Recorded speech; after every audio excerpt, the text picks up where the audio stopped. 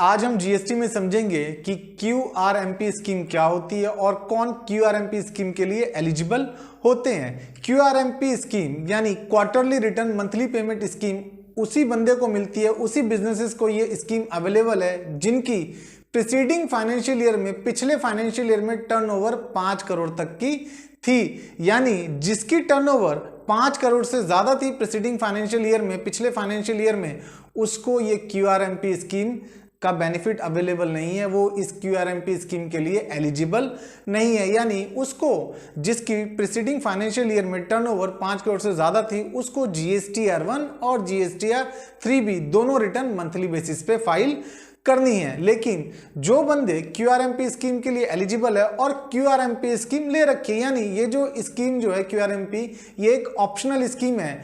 अगर आपको QRMP scheme available है तब भी आप उसके लिए ऑप्ट कर भी सकते हैं, और नहीं भी आप चाह रहे हैं कि मैं मंथली फाइलिंग करना चाहता हूं तो आप क्यूआरएमपी स्कीम के लिए ऑप्ट मत करिए, आपकी मंथली फाइलिंग कंटिन्यू रहेगी। क्यूआरएमपी स्कीम जो आपने समझी, क्यूआरएमपी स्कीम में जीएसटीआर 1 और जीएसटीआर 3B दोनों ही क्वार्टरली बेसिस पे जाती है।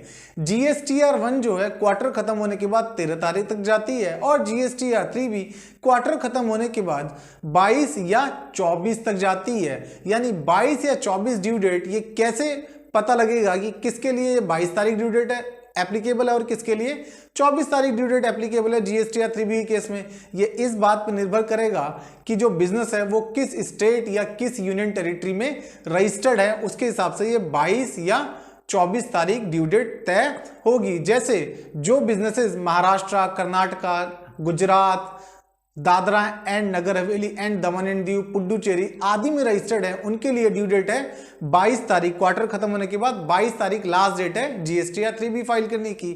और जो बिजनेसेस जैसे दिल्ली, बिहार, झारखंड, पंजाब, लद्दाख, जम्मू एंड कश्मीर आदि में रजिस्टर्ड है, उनके लिए जीएसटीआर 3B फाइल करने की ड्यू डेट क्या है, आखिरी डेट क्या है, 24 तारीख क्वार्टर खत्म होने के बाद। एक और चीज आप समझेंगे, इस क्यूआरएमपी स्कीम में रिटर्न तो जाती है क्वार्टरली बेसिस पे, जो जीएसटीआर 1 और जीएसटीआर 3B जाएगी क्वार्टरली बेसिस पे, लेकिन टैक्स की पेमेंट, जीएसटी आपको डिपॉजिट करना पड़ेगा, जीएसटी की पेमेंट आपको करनी पड़ेगी मंथली बेसिस पे।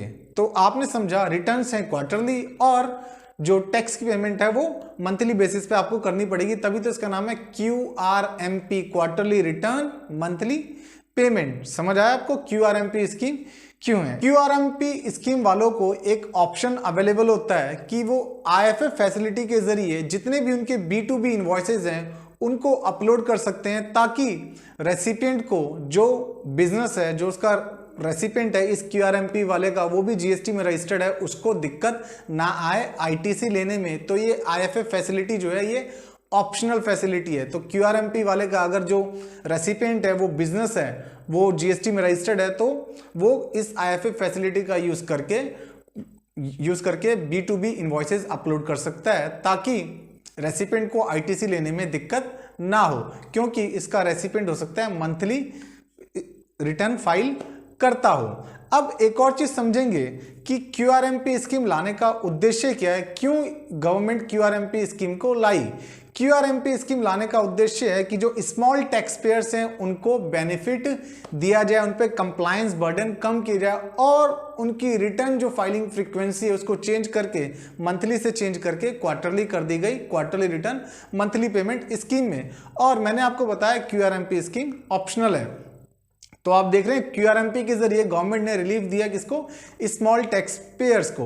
गवर्नमेंट के आंकड़ों के अनुसार जो 89% टैक्स पेयर्स हैं जो जीएसटी में रजिस्टर्ड हैं, वो 13% जीएसटी रेवेन्यू ही कंट्रीब्यूट करते हैं। तो आप देख रहे हैं कितना बड़ा परसेंटेज, ऑलमोस्ट 90%, जो ऑलमोस्ट 90% बिजनेसेस हैं वो 13% जीएसटी रेवेन्यू कंट्रीब्यूट करते हैं। तो इनको शिफ्ट कर दिया कहां पे, quarterly returns monthly payment scheme में। एक और चीज समझेंगे कि आईएफएफ स्कीम क्यों लाई गई। आईएफएफ स्कीम लाने का पर्पस ये है कि मान लीजिए ये क्यूआरएमपी वाला बंदा है, क्यूआरएमपी स्कीम इसने ले रखी है और इसका जो रेसिपिएंट, इसका जो कस्टमर है वो मंथली रिटर्न्स फाइल करता है, वो मंथली रिटर्न्स फाइल करता है क्योंकि इसकी टर्नओवर 5 करोड़ से ज्यादा है। तो अगर इस पे आईएफएफ फैसिलिटी का ऑप्शन नहीं होता तो ये बंदा हिचकता इससे सप्लाई लेने में, इससे सप्लाई नहीं लेता, ठीक है।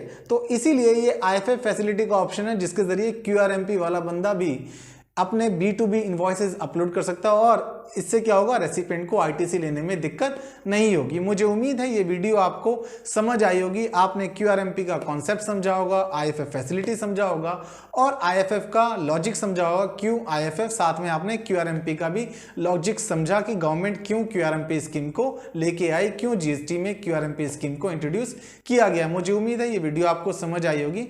मिलते हैं अगली वीडियो में, धन्यवाद।